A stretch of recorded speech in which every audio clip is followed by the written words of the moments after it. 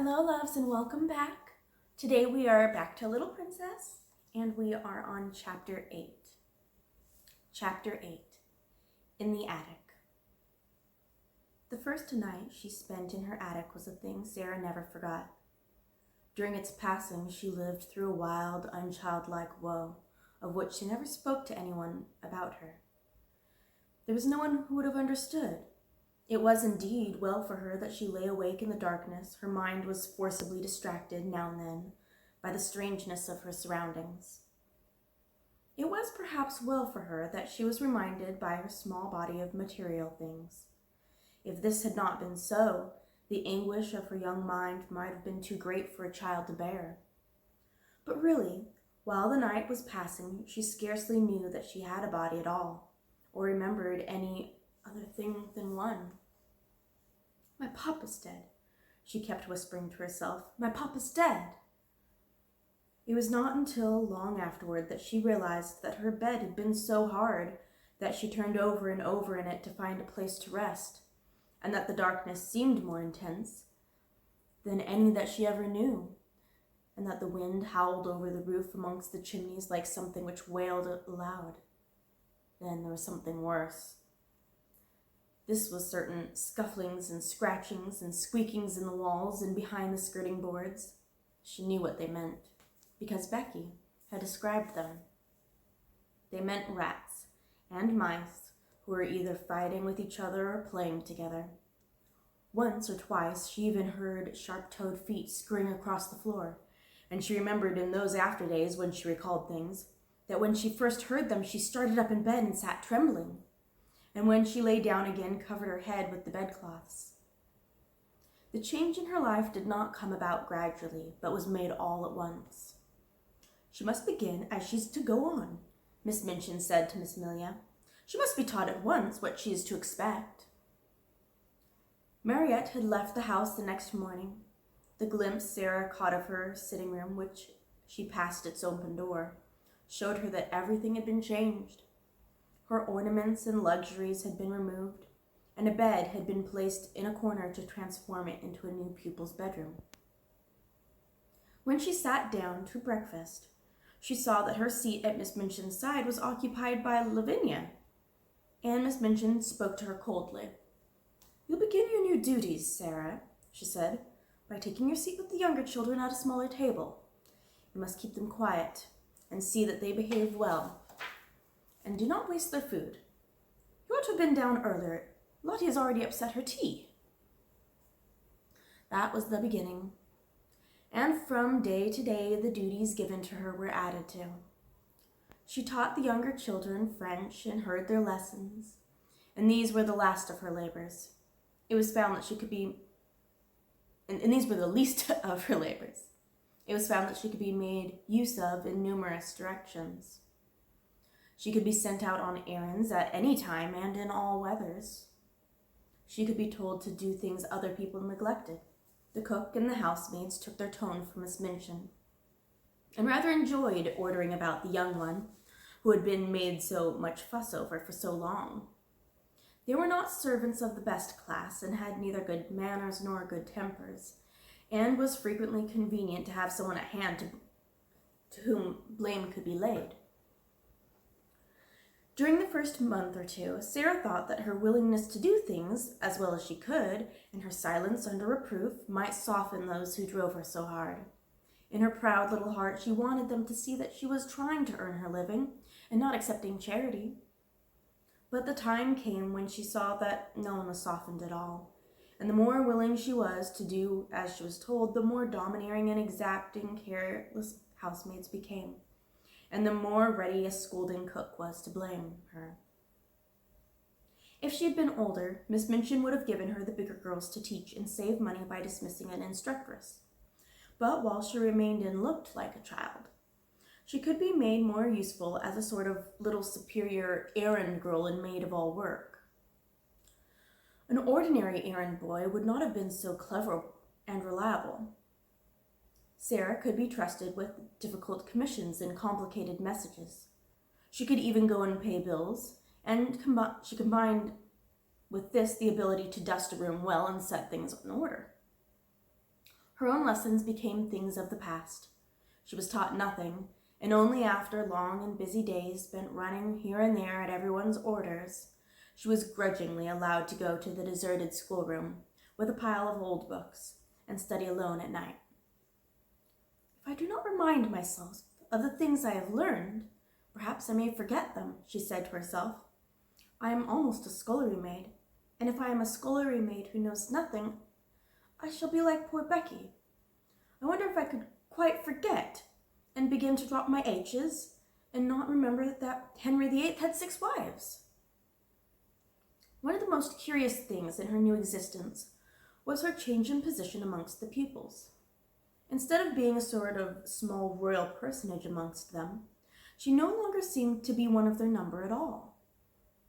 She was kept so constantly at work that she scarcely ever had an opportunity of speaking to any of them, and she could not avoid seeing that Miss Minchin preferred that she should live a life apart from that of the occupants of the schoolroom.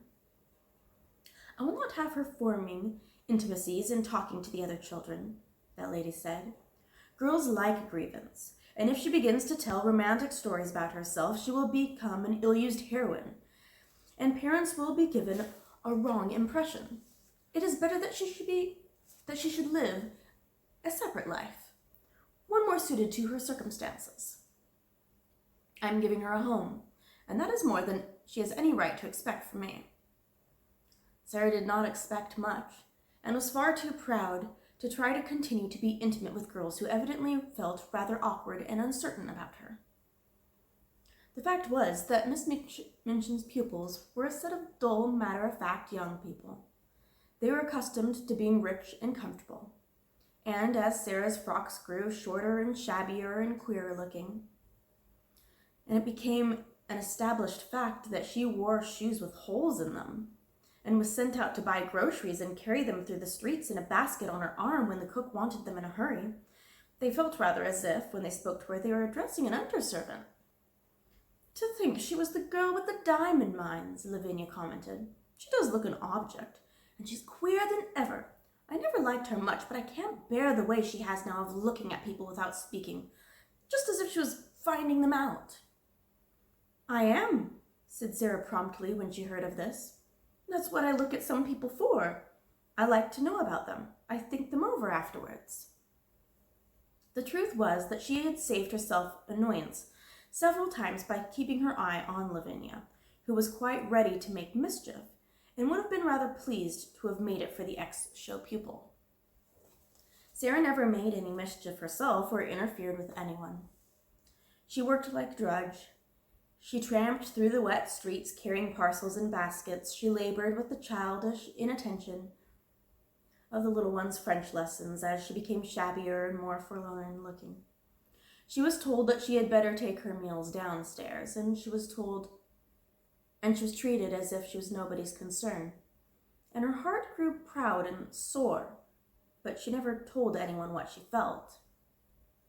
Soldiers don't complain, she would say between her small shut teeth. I'm not going to do it. I'll pretend this is a part of war. But there were hours when her child heart might have almost broken with loneliness, but for 3 people. The first, it must be owned, was Becky, just Becky. Throughout all that first night spent in the garret, she had felt a vague comfort in knowing that on the other side of the wall, in which the rats scuttled and squeaked, there was another young human creature. And during the nights that followed, the sense of comfort grew. They had little chance to speak to each other during the day. Each had her own tasks to perform, and any attempt at conversation would have been regarded as a tendency to loiter and lose time. Don't mind me, miss, Becky whispered during their first morning, if I don't say anything polite. Someone be down on us if I did. I means please and thank you and beg your pardon, but I daresn't take time to say it. Before daybreak, she used to slip into Sarah's attic and button her dress and give her such help as she required before she went downstairs to light the kitchen fire. And when night came, Sarah always heard the humble knock at her door, which meant that her handmaid was ready to help her again if she was needed. During the first weeks of her grief, Sarah felt as if she was too stupefied to talk. So it happened that some time passed before they saw each other much or exchanged visits. Becky's heart told her that it was best that people in trouble should be left alone. The second of the trio of comforters was Ermengarde, but odd things happened before Ermengarde found her place. When Sarah's mind seemed to awaken again to the life about her, she realized that she had forgotten that Ermengarde lived in the world. The two had always been friends, but Sarah felt as if she were years the older. It could not be contested that Ermengarde was as dull as she was affectionate. She clung to Sarah in a simple, helpless way. She brought her lessons to her that she might be helped. She listened to her every word and besieged her with requests for stories. But she had nothing interesting to say herself, and she loathed books of every description. She was, in fact, not a person one would remember when one was caught in the storm of great trouble, and Sarah forgot her. It had been all the easier to forget her because she had been suddenly called home for a few weeks. When she came back, she did not see Sarah for a day or two, and when she met her for the first time, she encountered her coming down a corridor with her arms full of garments which were to be taken downstairs to be mended. Sarah herself had already been taught to mend them. She looked pale and unlike herself, and she was attired in a queer, outgrown frock whose shortness showed so much thin black leg. Ermengarde was too slow a girl to be equal to such a situation. She could not think of anything to say. She knew what had happened, but somehow she had never imagined Sarah could look like this, so odd and poor and almost like a servant. It made her quite miserable, and she could do nothing but break into a short, hysterical laugh and exclaim, aimlessly and as if without any meaning, "Oh, Sarah, is that you?" "Yes," answered Sarah, and suddenly a strange thought passed through her mind and made her face flush. She held the pile of garments in her arms, and her chin rested on top of it, as if to keep it steady. Something in the look of her straight-gazing eyes made Ermengarde lose her wits still more. She felt as if Sarah had changed into a new kind of girl, and she had never known her before. Perhaps it was because she had suddenly grown poor and had to mend things and work like Becky. "Oh," she stammered. "How are you?" "I don't know," Sarah replied. "How are you?" I'm quite well," said Ermengarde, overwhelmed with shyness. Then spasmodically she thought of something to say which seemed more intimate. Are you very unhappy?" she said in a rush. Then Sarah was guilty of an injustice. Just at that moment, her torn heart swelled within her, and she felt that if anyone was as stupid as that, one had better get away from her. "What do you think?" she said. "Do you think I am very happy?" And she marched past her without another word. In time, of course, she realized that if her wretchedness had not made her forget things, she would have known that poor dull Ermengarde was not to be blamed for her unready, awkward ways. She was always awkward, and the more she felt, the more stupid she was given to being. But the sudden thought which had flashed upon her had made her oversensitive. "She's like the others," she had thought. "She does not really want to talk to me. She knows no one does." So for several weeks a barrier stood between them. When they met by chance, Sarah looked the other way, and Ermengarde felt too stiff and embarrassed to speak. Sometimes they nodded to each other in passing, but there were times when they did not even exchange a greeting. If she would rather not talk to me, Sarah thought, I will keep out of her way. Miss Minchin makes that easy enough. Miss Minchin made it so easy that at last they scarcely saw each other at all. At that time, it was noticed that Ermengarde was more stupid than ever, and that she looked listless and unhappy. She used to sit in the window seat, huddled in a heap, staring out the window without speaking. Once, Jessie, who was passing, stopped to look at her curiously. "What are you crying for, Ermengarde?" she asked. "Not crying," answered Ermengarde with a muffled, unsteady voice. "You are," said Jessie. "A great big tear just rolled down the bridge of your nose and dropped off at the end. And there goes another. Well, said Ermengarde, I'm miserable, and no one need interfere. And she turned her plump back and took out her handkerchief and boldly hid her face in it. That night, when Sarah went to her attic, she was later than usual. She had been kept at work until the hour at which the pupils went to bed, and after that she had gone to her lessons in the lonely schoolroom. When she reached the top of the stairs, she was surprised to see a glimmer of light coming from under the attic door. Nobody goes in there but myself, she thought quickly, but someone's lighted a candle. Someone had indeed lighted a candle, and it was not burning in the kitchen candlestick she was expected to use, but in one of those belonging to the pupils' bedrooms. The someone was sitting upon the battered footstool, and was dressed in her nightgown and wrapped up in a red shawl. It was Ermengarde. Ermengarde, cried Sarah. She was so startled that she was almost frightened. You will get into trouble. Ermengarde stumbled up from the footstool. She shuffled across the attic in her bedroom slippers, which were too large for her. Her eyes and nose were pink with crying. I know I shall, if I'm found out, she said, but I don't care. I don't care a bit. Oh, Sarah, please tell me, what is the matter? Why don't you like me anymore? Something in her face made the familiar lump rise in Sarah's throat. It was so affectionate and simple, so like old Ermengarde, who had asked her to be best friends. It sounded as if she had not meant what she had seemed to mean these past weeks. I do like you, Sarah answered. I thought, you see, everything is different now. I thought you were different. Ermengarde opened her wet eyes wide. Why, it was you who was different, she cried. You didn't want to talk to me. I didn't know what to do. It was you who was different after I came back. Sarah thought a minute. She saw that she had made a mistake. I am different, she explained. They're not in the way you think. Miss Minchin does not want me to talk to the girls.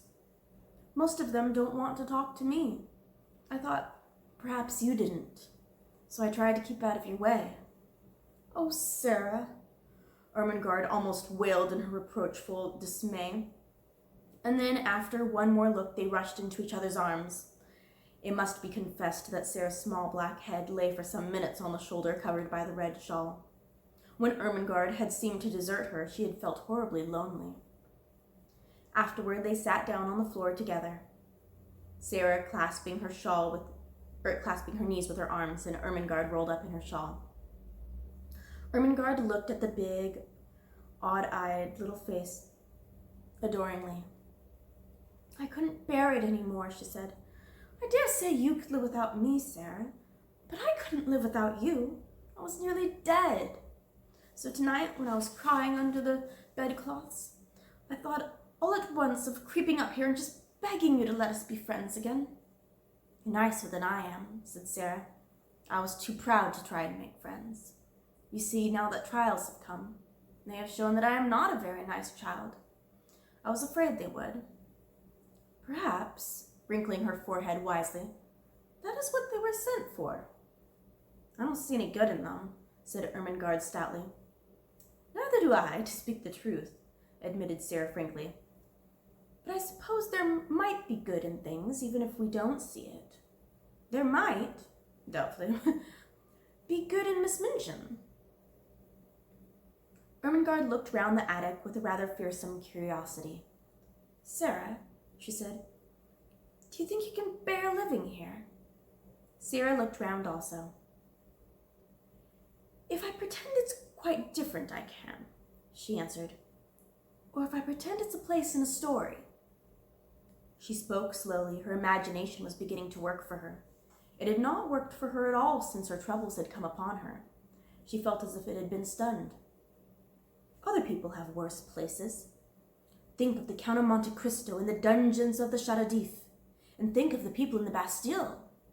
The Bastille, half-whispered Ermengarde, watching her and beginning to be fascinated.